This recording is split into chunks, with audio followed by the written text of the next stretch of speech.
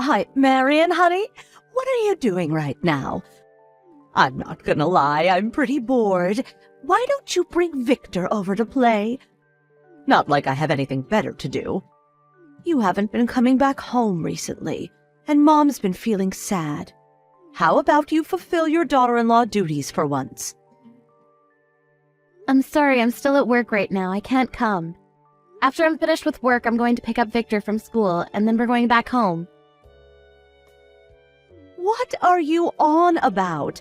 I can pick him up easy peasy. Just let me get my wallet and my keys, and I'm good to go. If someone who isn't the child's parent is coming to pick them up, they'll have to notify the school first, otherwise they won't let the child go with them. Oh, come on, really? Oh, that's such a drag. I was doing him the honor of coming over to play. Thank you so much. I'm sure he'd love to play with his Auntie Bailey sometime soon. Enough about that. Isn't your older sister without a job, Marion? What? No, she isn't jobless. She has a proper job. But the job's only part-time, right? Oh, seems like she has too much time on her hands. Isn't she my age, actually? Yes, I think she is. In case you're wondering, she's 38 years old. And she's a certified recluse, I hear. She was diagnosed with chronic depression, so yes, she was living at home for 2 years. But starting this year, she's able to go back outside. She started a part-time job that's going well. This is so insane. It's actually funny. A pathetic, jobless recluse at this ripe age. I'm telling you, Miss Bailey, she's not anything like you say. It's not like she's married like I am. She's fallen behind in life, I must say. Oh, such a pity. Could you please refrain from talking about my own sister that way? You can't blame anyone for telling her so. It's the truth, after all. Perhaps, but it's still hurtful and rude. Well, I assume she must have a lot of free time, so I thought I would become her friend. What? You want to befriend my sister? Oh, it's such a pity she's a recluse. So I thought becoming her friend would open up new doors, you know? And also, my free time can be used up spending it with her. It's literally the best win-win in the world, isn't it? Clarissa's busy with her own life right now, and it's not like she has no friends. On the contrary, she has many. I don't think she needs any more. Clarice, that's her name, right? Yes, it is. I think I met her once at my wedding, but I don't remember what she's like at all. Maybe she's just like you, without much of a goddamn presence. What are you trying to say? In any case, you need not worry about Clarice, but thank you very much for your concern. Oh, I'm so damn bored these days, Marion. Is that so? Why don't you find a job then? There's no way I'm gonna do that. I got married because I wanted to become a housewife. Unlike your sister Clarice, who can't ever get married. What? I really cannot understand you, Marion. Going off to work even after getting married and having children? Just tell me, you don't exactly trust your husband, my brother, now do you? I appreciate all the accusations, Miss Bailey. But lest we forget, you're currently living away from your own husband, right? You couldn't be more wrong.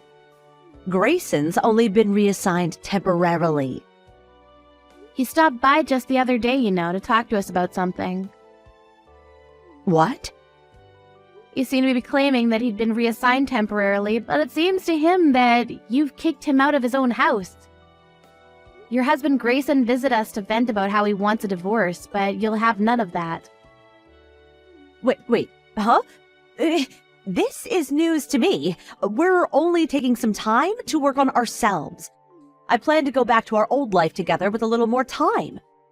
We aren't living separately. He really has been reassigned. We're only living away from each other for a short time. In his eyes, that's not how it seems, Miss Bailey. It is what it is, damn it. Do you really have no intention of changing the cause of this situation? The cause?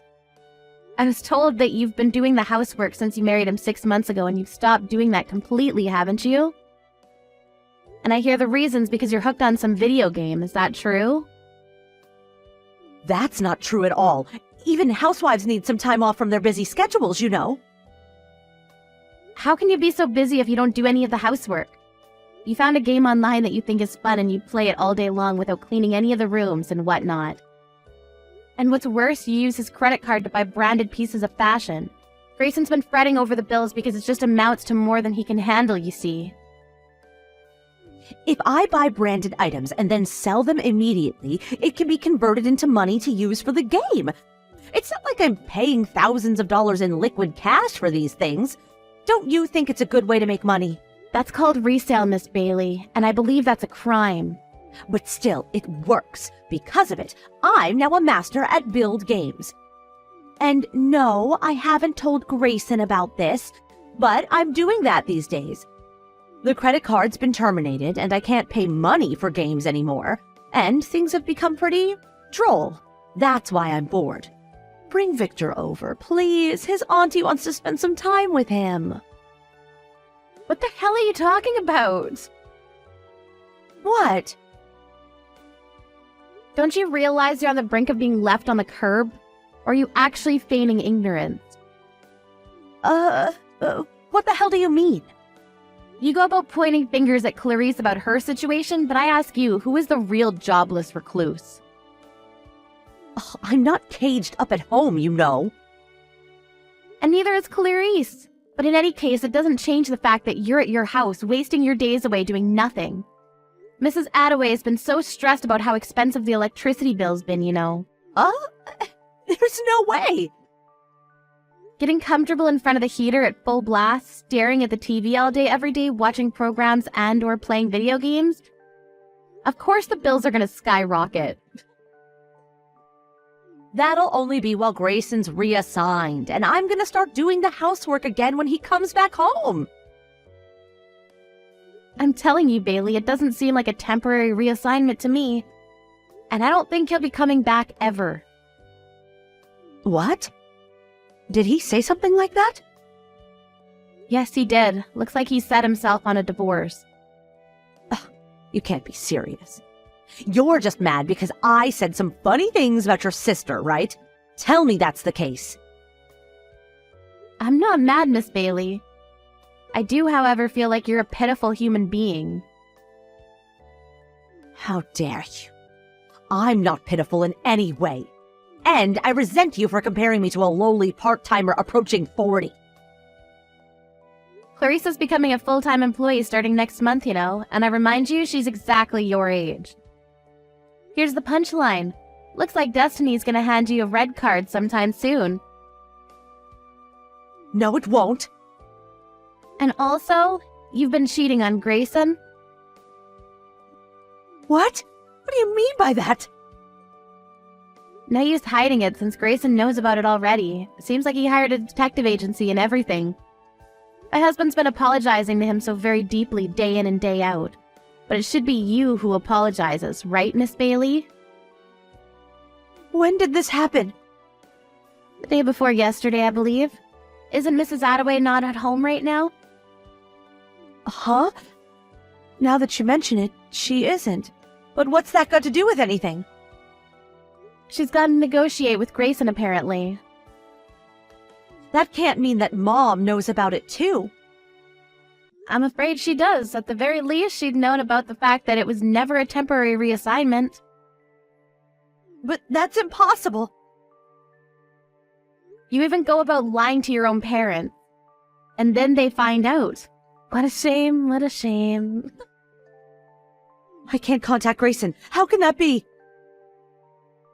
You've been ignoring him up until now, haven't you? He's told you numerous times he wanted to talk, but because you ghosted him, he gave up on that idea. And reached out to Mrs. Attaway instead. How did he even find out about my affair? And even went on to blab to you about it? This is unbelievable! Your partner's someone you met through online gaming, right? I was so surprised that you'd go about meeting this guy in person, you know? You even about that? You're so lucky that all he ever assumed was that you were living separate from her husband. I applaud you. A jobless hunk approaching 40, dumped by her husband, and could be abandoned by her parents, too. Wouldn't you pity a poor woman like that? My husband and I have no intention of helping you, of course. You brought this on yourself, so you go fix it yourself, okay?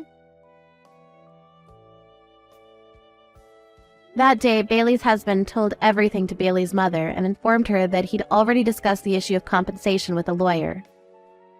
In addition to the compensation, which would already amount to something quite substantial, he would demand a full refund of all the money Bailey had used behind his back to buy branded fashion items. Of course, Miss Bailey doesn't have any savings of her own whatsoever. Furthermore, it was found out that she was lending her online gaming friend money through online transactions, and the money they both spent on the games had amounted to something frankly disgusting. Bailey's mother wanted to help her daughter out, but her father couldn't forgive her for what she'd done, and he was so kind as to carry the burden of paying compensation, under the condition that Bailey find a good, proper job. Otherwise, she wouldn't be welcome to live at the house at all. Bailey never had much work experience at all, and she started job hunting with a heavy heart. But even her application for a part-time convenience store clerk, exactly like the one she'd been ridiculing, wasn't accepted. Hello, Amy. Can you tell me if my things have arrived at yours yet? I was told by the moving service that they had finished delivering. Yeah, we had loads of boxes delivered yesterday evening. What was all that? David said he called you, but you wouldn't tell him what you've sent us. If they've arrived safely, then that's all that matters. You haven't opened any of them, have you? I don't want you going through what's inside. You're not allowed to touch anything. David told me you said you didn't want us opening them over the phone, so I haven't touched any of them. But what are they? There's so many boxes, and we had an extra delivery this morning. I hope that's the last of them, because we really can't take any more. What are we supposed to do with them? We don't have the space to store them, and it's becoming more difficult to move around because they're all stacked up in the hallway. We can't keep them like this. What do you want us to do with them? It's fine, don't worry about it. You don't have to do anything with them. You have a spare room next to the living room, right? Just put them in there. That's all you have to do for me. Excuse me? Mary, I can't do that, and you can't just decide that for us. We're already using that room for something else. We can't use it for storing your things, even if you are my mother-in-law. I'm sorry, but everything's still in the hallway ready to be moved, so I'd be grateful if you'd have them cleared away soon. Don't worry, I'll be there soon. I'll tidy everything away myself, so you don't have to do anything. Everything will be out of the boxes and tidied away in no time, so just leave everything as it is. I'm sorry, what? You're coming here to take everything out of the boxes? I don't understand. Why would you do that? I should be there this evening. I'm asking you why? To put away my things. I don't want you or my son going through my things, so I'll organize everything myself. You don't have to do anything. You should be happy that I'm willing to do it all by myself. I still don't understand. Why would you send all of your things all the way here to organize them? Can't you do that at home? Oh, didn't David tell you? I thought you already knew that I'm moving in with you. That's why I've sent all my things to yours. I'm looking forward to living with you both, and I hope that we can get on well. Have you already prepared my welcome party? You'll have to set one up to introduce me to the neighbors. Excuse me? I haven't heard anything about you moving in with us. Are you sure you're not mistaken? David already said no the last time you asked to move in with us, so why would he change his mind? And first of all, I haven't given my approval, so there's no way he would do something like this behind my back. We can talk about that when I arrive. I'll be there by this evening, so make sure you have something prepared for me by then. No, you can't just decide something like that by yourself and force it on us. We don't have anywhere for you to sleep, and like I've been saying, we don't have the space for your stuff. I'm sure there must be plenty of things you don't need or use that you can throw out. The room next to the living room gets a lot of sunlight, so I'd like to use that as my bedroom. If you can clear that room up for me, I can work on tidying my things away as soon as I arrive. It should be clean by the time I get there if you start right away. Oh, and I get back pain if the mattress isn't comfortable enough, so make sure that you get one that's meant specifically for back pain. I love the memory foam, but the cheap ones are too firm, so think carefully before you buy. I still haven't said that you can live with us! David hasn't told me anything, so I'm pretty sure that he hasn't given his permission either. And what is David's dad going to do? Is he going to live by himself? Are you splitting with him? I don't want to live with James anymore. I want to live with my son. You won't deny me that, will you, Amy? Will you welcome me into your home? I've got nowhere else to go. You can't just kick me out into the street when I'm begging this much. What time do you think you'll be here? I'm gathering up the last of my things, so I should be able to leave the house soon. I'll be there by this evening. According to the train timetable, my train should reach the station around 4 p.m., so would you pick me up? I've got a lot of things to carry, and I don't know the way from the station. Can you come and get me at 4? Thank you, I'm going to go get ready.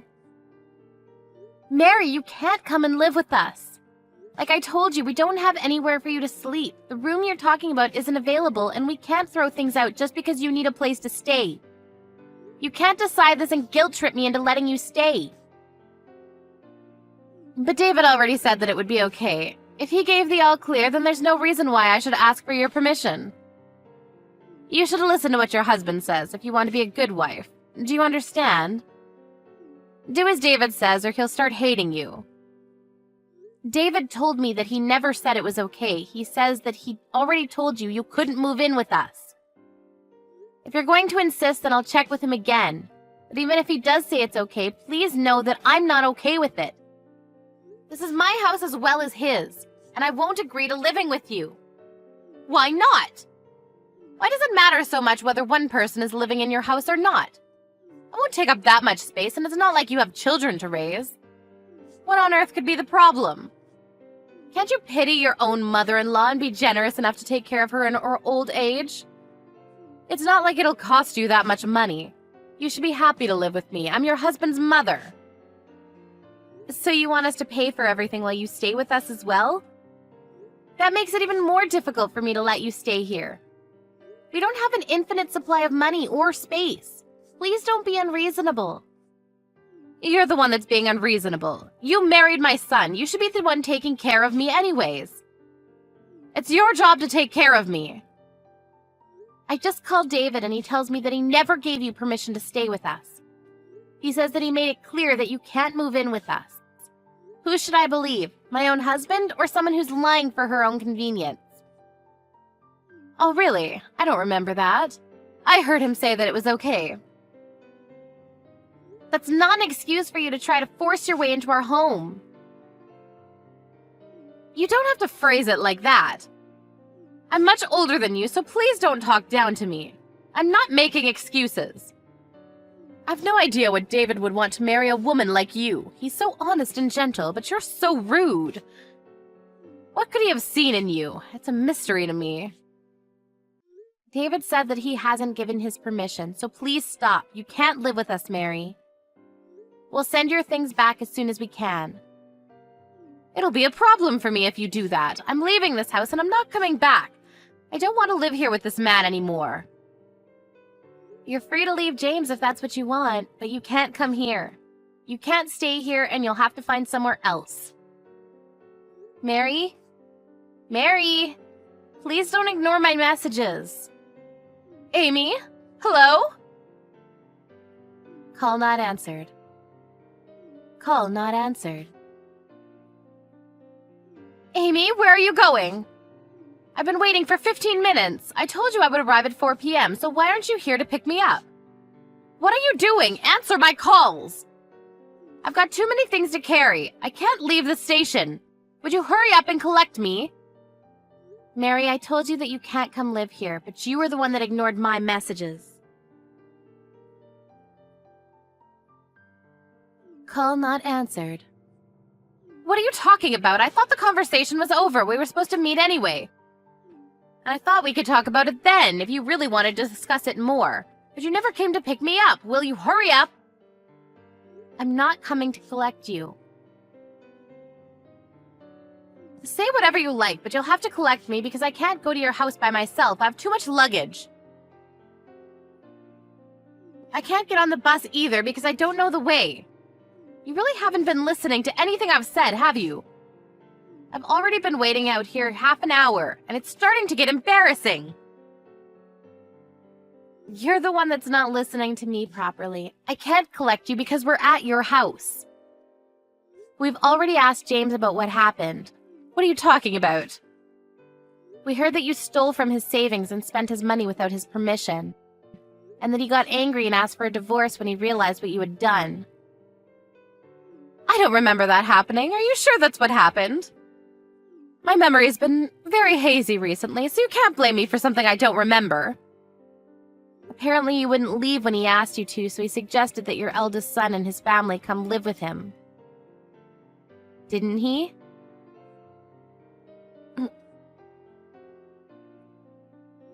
And that means that you have no choice but to leave, doesn't it? Because you were always horrible to your eldest son's wife. She even got depressed because of the way you treated her, and your own son doesn't want you to come near her. So you've never been invited to visit them. I heard that you've never been to see their children, your own grandchildren, because they don't want you harming their mental health either. That's not true. She's just too weak mentally. James is being ridiculous, too. How can he choose his daughter-in-law over his own wife? He told me to leave because I stress her out. But why should I leave? I was here first. She's only here because she's married to our son. I think he's being fair. What did you say? James asked you for a divorce and asked you to leave because you spent his savings, but you wouldn't leave.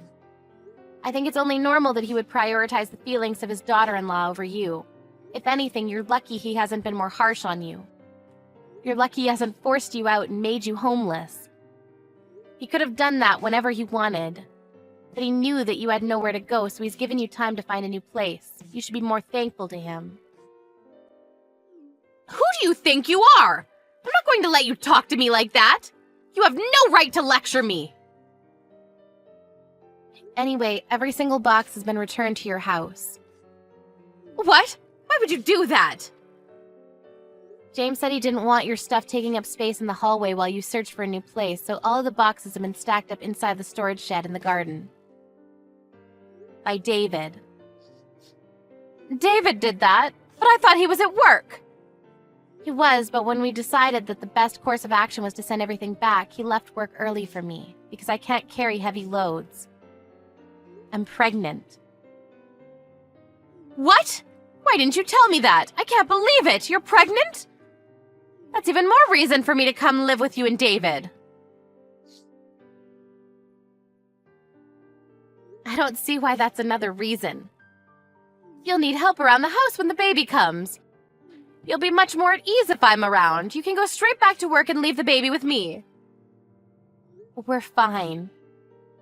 When we're closer to the due date, my mom will be coming to stay with us for a while. She raised 4 children, so she'll be a great help. And I respect her as a mother.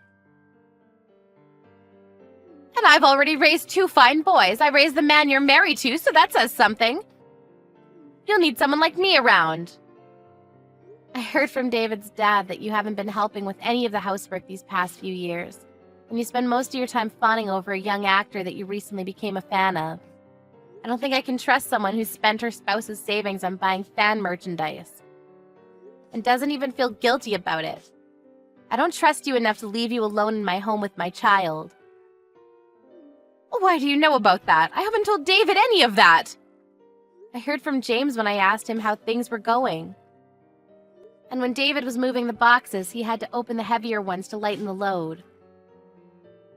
We saw that it was filled with magazines, CDs, and DVDs. You must have spent a lot of James's money considering the amount of boxes that were filled to the brim. You opened them? I specifically told you not to touch my things. If you've broken anything, I'll have you reimbursing me. Can't believe you would touch my things without my permission. Just how insensitive are you? By the way, your things would have never fit in the room you asked for, and that room has been set up for the baby, so you wouldn't be able to stay anyways.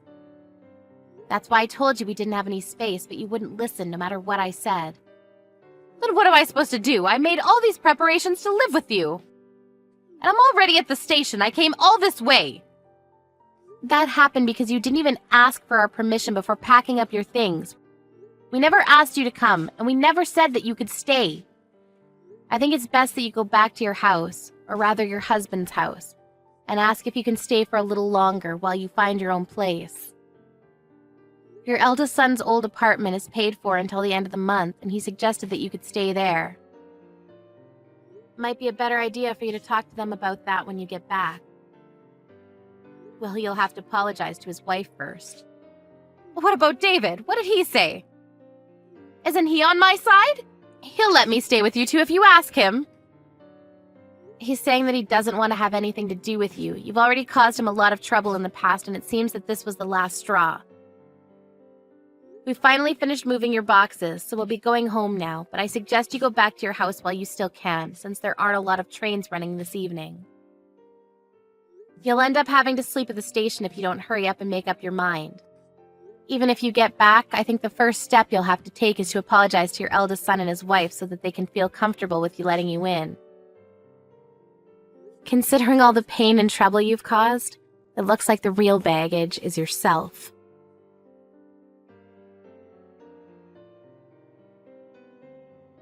A few days later, Mary ended up having to carry all her luggage back home the way she came. She returned, but by the time she got there, her husband, son, daughter-in-law, and grandchildren were all having dinner. They didn't even let Mary in. But Mary had nowhere else to go, so she finally acknowledged what she had done to her daughter-in-law up until now and apologized to her. She was allowed back into the house under the condition that she would leave the next day. She spent the night, but had to wake up early in the morning to take her luggage to the apartment her eldest son and his family had been living in. But she would only be able to stay there until the end of the month, so she had to find a decent place to stay herself. In the 40 years she had been married to James, Mary had never worked, so it was unclear whether she would be able to find a decent place by herself.